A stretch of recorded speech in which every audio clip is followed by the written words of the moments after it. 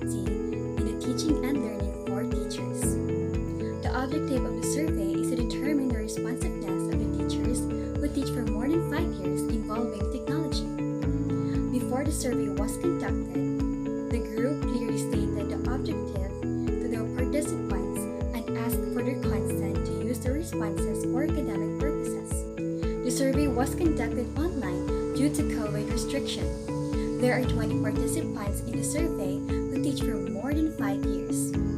Since it is done online, a Google form was distributed to the participants. The survey instrument has 10 questions that are answerable by yes or no.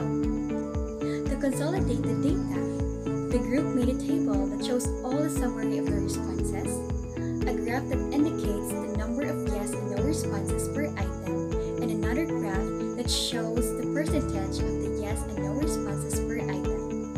Then the results were ranked according to the most number of yes and no responses in a graphical form. Now, let us take a look and interpret the data. This table indicates the number of all the participants' responses.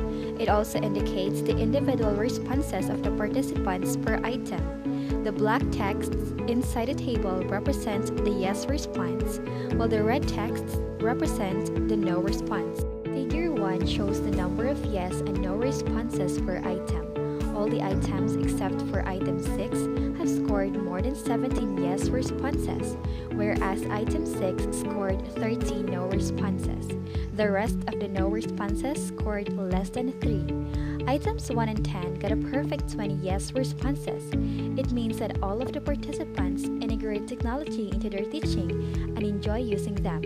On the other hand, item 6 showed that more than half of the participants are not experts in integrating technology into their teaching. It means that the ICT competency level of the participants is relatively low. Now, let us take a look on the percentage of the yes and no response per item. Figure 2 indicates the percentage of yes and no response per item. Items 1 and 10 got 100% yes responses from the participants since we know that they scored 20 yes responses.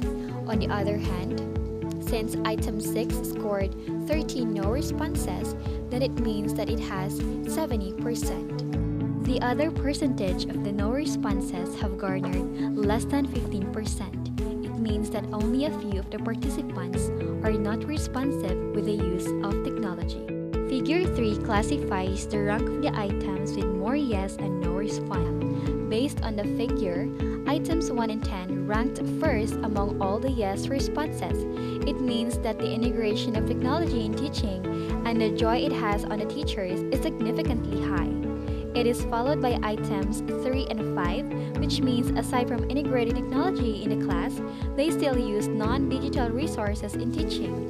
On the other hand, item 6 ranked first among all the no responses, which pertains to non-expertise in integrating technology in the class. It is followed by items 7 and 9, which state that they lack facilities in using technology in their classes and disagree that students learn better by using technology. Above all, there were few no responses from the participants that pertain to the positive integration of technology in teaching. Based on the results of the survey, teachers who teach for more than 5 years integrate technology in their teaching and enjoy using them in the class. More than 85% of the participants said that they are aware of the ICT policies as well as the ethical and legal standards of using ICT tools. Further, they help develop digital resources for learners, have facilities in using technology, and agree that students learn better by using technology in the class. On the other hand, 70% of the participants are not expert in using technology. It means that the ICT competency level of the participants who teach for more than 5 years is relatively low. Hence, integrating technology in a class is an effective tool to make the teaching and learning process even better than sticking to the traditional method.